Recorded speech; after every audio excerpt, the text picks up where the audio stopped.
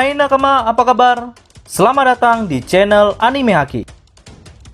Pada video kali ini kami akan membahas spoiler lengkap One Piece Chapter 1067 yang akan mengungkap rahasia yang disembunyikan Vegapunk selama ini. Oke, tanpa berlama-lama lagi, mari kita bahas bersama-sama.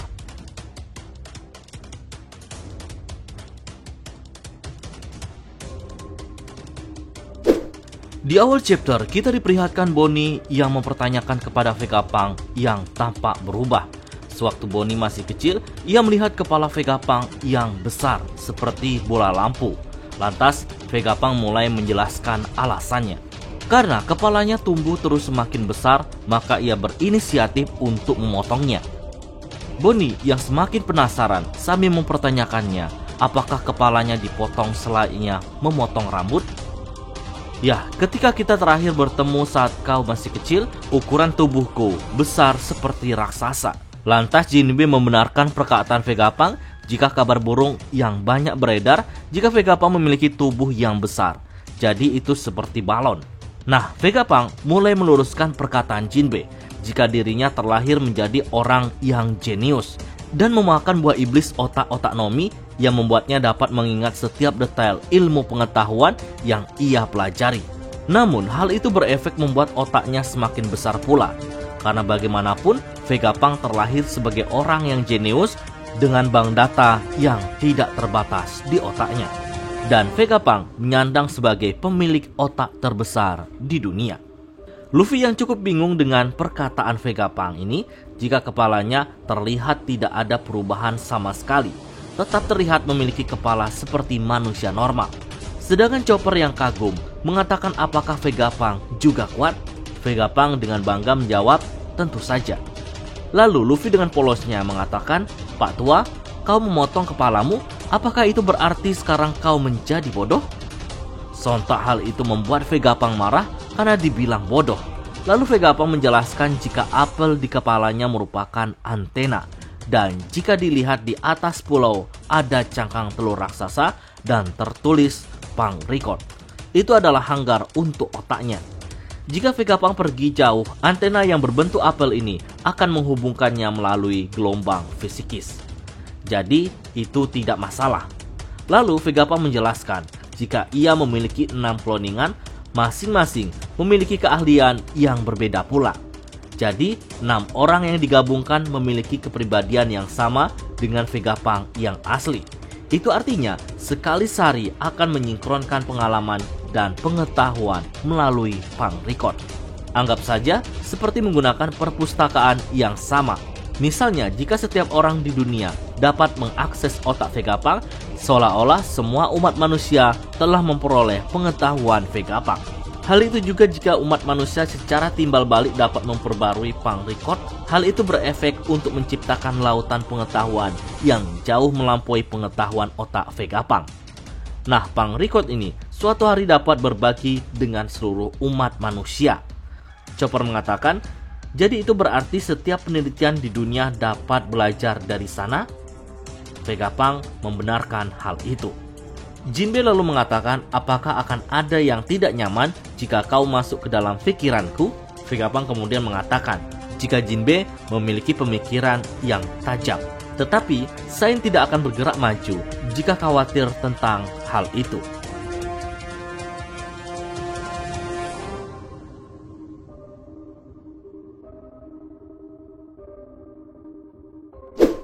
Melihat Vegapunk yang begitu fanatik dengan ilmu pengetahuan membuat Bonnie seketika langsung marah karena ayahnya dijadikan sebagai senjata tempur olehnya. Dan seketika Bonnie langsung mengeluarkan pedang laser yang ia dapatkan untuk menebas Vegapunk.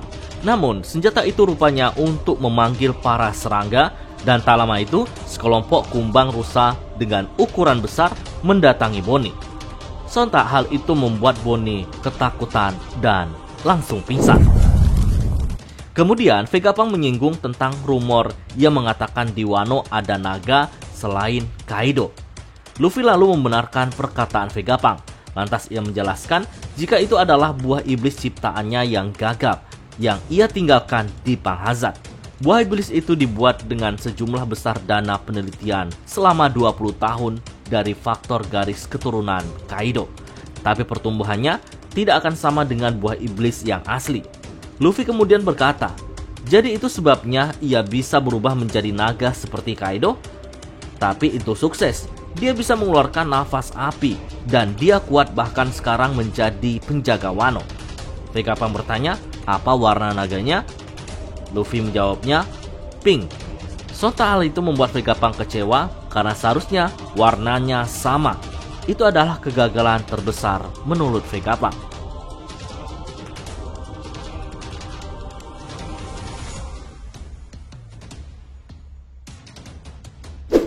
Kemudian Luffy meminta Vegapunk untuk menggerakkan robot raksasa yang dikira itu adalah ciptaannya. Vegapunk lalu membantahnya dan berkata, itu adalah robot logam legendaris yang menyerang pemerintah dunia 200 tahun yang lalu, dan juga mesinnya dibuat 900 tahun yang lalu. Belum diketahui alasan pembuatannya. Yang ia tahu, tidak ada kerusakan karena kekurangan energi. Para peneliti saat itu terkejut dengan ilmu pengetahuan yang tidak diketahui itu. Tidak ada yang tahu dari mana asal robot itu dan apa misinya. Pemerintah dunia pada saat itu meminta untuk menghancurkan total robot itu. Tapi para peneliti saat itu secara diam-diam menyelamatkan satu robot untuk dipelajari dan diwariskan sampai dengan sekarang. Dan pemerintah tidak tahu akan hal itu. Lalu Saka juga menjelaskan jika Vegapunk telah menciptakan Vega Force 1 berdasarkan dari semua yang telah ia pelajari tentang robot itu. Tapi ada hal-hal yang tidak bisa ditiru. Vegapunk tidak percaya jika orang di 900 tahun yang lalu bisa membuat mesin seperti itu, yang kekuatannya akan cukup mengubah akal sehat dunia saat ini.